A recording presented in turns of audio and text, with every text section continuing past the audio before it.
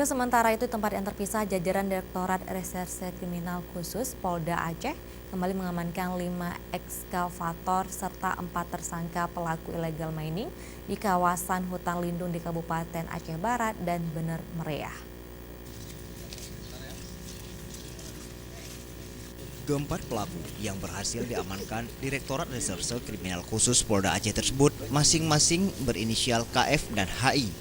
Kedua pelaku tersebut diamankan saat sedang melakukan aksi penambangan tambang ilegal di kawasan sungai yang ada di hutan lindung Kabupaten Aceh Barat. Beserta pelaku, polisi turut mengamankan 3 unit eskavator serta emas seberat 100,5 gram. Selain di Aceh Barat, polisi juga mengamankan 2 pelaku illegal mining lainnya di kawasan hutan lindung Kabupaten Bener Meriah, masing-masing berinisial S dan BH. Bersama pelaku, polisi mengamankan 2 unit eskavator warna oranye. Dua lokasi.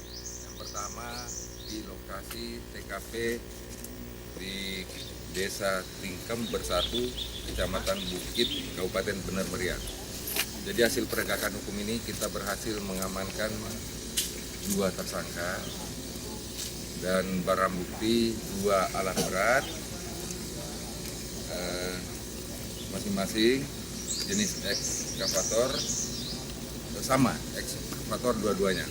Jadi saya jelaskan bahwa untuk TKP pertama ini, saya katakan TKP di Bener Meriah ini terjadi di hutan produksi, di mana pelaku ini melakukan kegiatan itu tanpa ada izin usaha pertambangan. Jadi nggak memiliki izin ini, artinya sudah ilegal.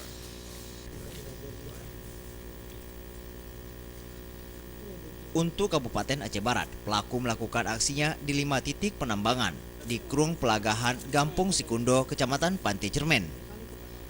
Sedangkan 2 pelaku di Bener Meriah diamankan di lokasi yang berbeda, yaitu di Desa Tingken Asli dan Tingken Bersatu, Kecamatan Bukit, Bener Meriah. Tim Liputan, Aceh TV.